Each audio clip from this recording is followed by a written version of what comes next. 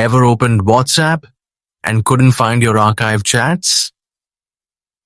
Don't worry, this is a very common issue. In today's video, I'm going to show you a super quick method to fix WhatsApp archived chats not showing and help you find them instantly. Just follow the steps carefully and you'll get everything back in no time. First, open the Play Store app. This is the official store where you can download and update all apps safely.